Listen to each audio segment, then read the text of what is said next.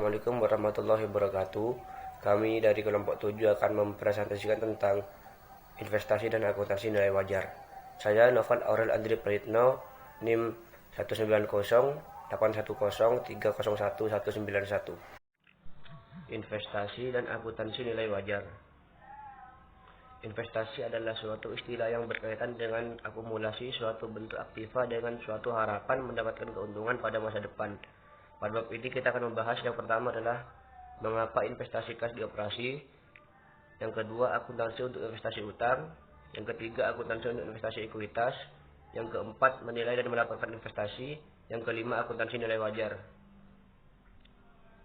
Mengapa investasi kas dioperasi? Kebanyakan perusahaan memperoleh kas dari kegiatan operasinya. Kas tersebut dapat digunakan untuk tujuan-tujuan sebagai berikut. Yang pertama, investasi kas pada operasi saat ini. Yang kedua, investasi kas pada investasi sementara. Yang ketiga, investasi kas di investasi jangka panjang. Akuntansi untuk investasi utang.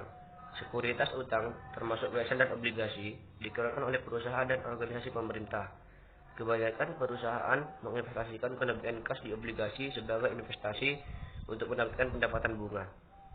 Akuntansi untuk investasi obligasi termasuk pencatatan hal-hal sebagai berikut. Yang pertama ada pembelian obligasi, yang kedua pendapatan pembunga, yang ketiga penjualan obligasi. Assalamualaikum warahmatullahi wabarakatuh. Menurutkan nama saya Jatmil Kurniawan, NIM 190810301192. Di sini saya akan menjelaskan tentang jurnal-jurnal pembelian obligasi, pendapatan bunga, dan penjualan obligasi. Yang pertama, pembelian obligasi. Pembelian obligasi dicatat dengan mendebit akun investasi untuk harga beli obligasi. Contoh ilustrasi, asumsikan bahwa PT Horizon membeli 18 juta obligasi pemerintah Indonesia pada nilai nominal pada tanggal 17 Maret 2014 ditambah utang bunga untuk 45 hari. Obligasi tersebut mempunyai tingkat bunga 6% pada tanggal 31 Juli dan 31 Januari. Ayat jurnal untuk mencatat pembelian obligasi pemerintah adalah sebagai berikut. Yang pertama itu investasi obligasi pemerintah Indonesia dan piutang bunga pada kas sebesar investasinya itu sebesar 18 juta, sedangkan piutang bunganya itu sebesar 135.000 dan kasnya itu yang harus dibayarkan sebesar 18.135.000. Nah, karena utang bunga dicatat dengan mendebit piutang bunga sebesar 135.000, investasi didebit untuk harga pembelian obligasi sebesar 18.000. Jadi bukan ditulis utang, ditulisnya itu sebagai piutang bunga. Terus yang kedua ada pendapatan bunga.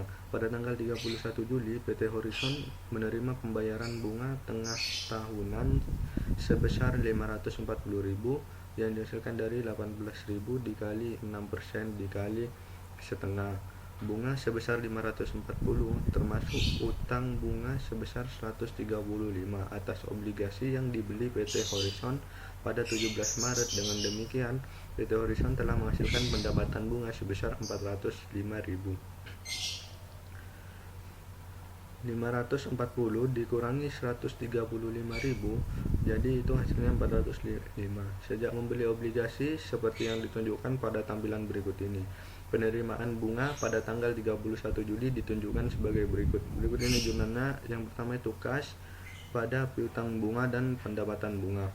Kasnya itu sebesar 540.000, terus piutang bunganya sebesar 135.000 dan pendapatan bunganya sebesar 405.000. Yang ketiga ada penjualan obligasi.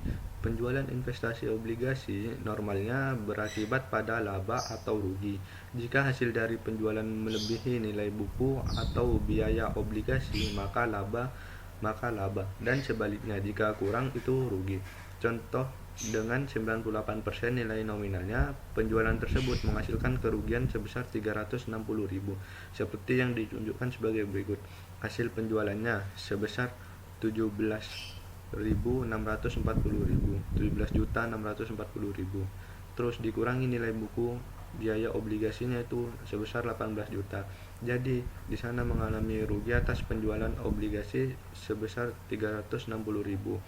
Nah, hasil penjualan itu diperoleh dari 18 juta dikali 98% sama dengan 17.640.000.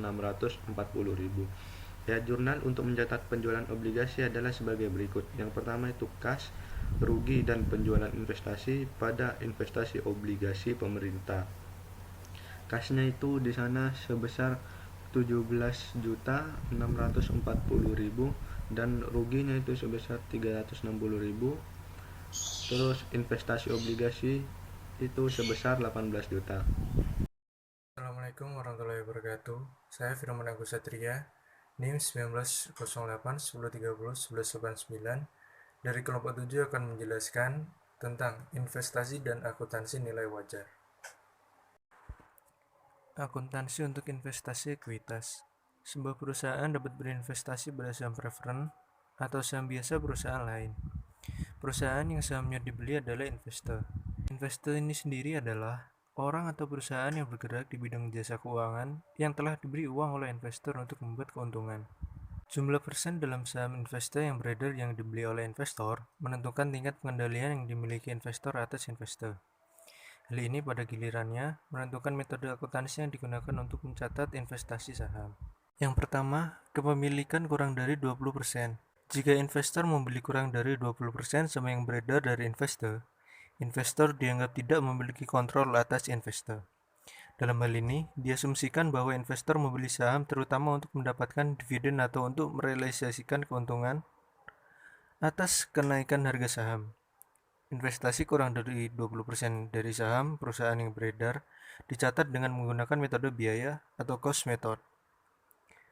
Yang kedua, kepemilikan antara 20-50%. Jika pembelian oleh investor antara 20% dan 50% dari saham yang beredar dari investor dianggap memiliki pengaruh signifikan atas investor. Dalam hal ini, diasumsikan bahwa investor membeli saham terutama untuk alasan strategis, seperti mengembangkan hubungan pemasok. Investasi antara 20% dan 50% dari saham beredar perusahaan dicatat dengan menggunakan metode ekuitas atau equity method.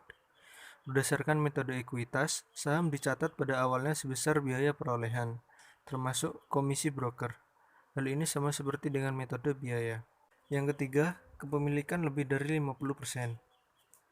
Jika investor membeli lebih dari 50% dari saham yang beredar dari investor dianggap memiliki kontrol atas investor. Dalam hal ini, diasumsikan bahwa investor membeli saham investor terutama untuk alasan strategis. Pembelian kepemilikan lebih dari 50% saham perusahaan asosiasi disebut kombinasi bisnis atau business combination. Nama saya Lailatus Sarifah, NIM 190810301190. Di sini saya akan melanjutkan penjelasan dari teman saya, yaitu tentang menilai dan melaporkan investasi dan juga akuntansi nilai wajar. Menilai dan melaporkan investasi. GAAP memungkinkan beberapa efek hutang dan memerlukan efek ekuitas di mana ada kepemilikan kurang dari 20% untuk dinilai dalam akuntansi catatan dan laporan keuangan berdasarkan nilai pasar wajarnya. Lalu, akuntansi nilai wajar. Nilai wajar adalah harga yang akan diterima untuk menjual aset atau melunasi liabilitas.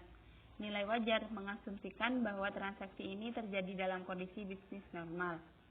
Seperti digambarkan sebelumnya, prinsip akuntansi yang berlaku umum mengharuskan investasi trading dan investasi yang tersedia untuk dijual dicatat sebesar nilai wajarnya.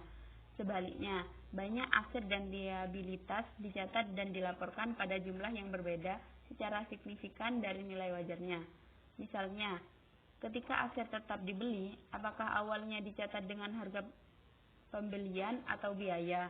Harga pembelian ini yang disebut biaya historis dialokasikan untuk pendapatan selama masa manfaatnya melalui penyusutan. Akibatnya, nilai buku aset tetap mencerminkan bagian dari biaya perolehan historis aset yang belum disusutkan dan biayanya berbeda secara signifikan dari nilai wajar. Dampak akuntansi nilai wajar terhadap laporan keuangan. Penggunaan nilai wajar untuk menilai aset dan liabilitas mempengaruhi laporan keuangan. secara khusus laporan posisi keuangan dan laporan laba rugi. Terima kasih.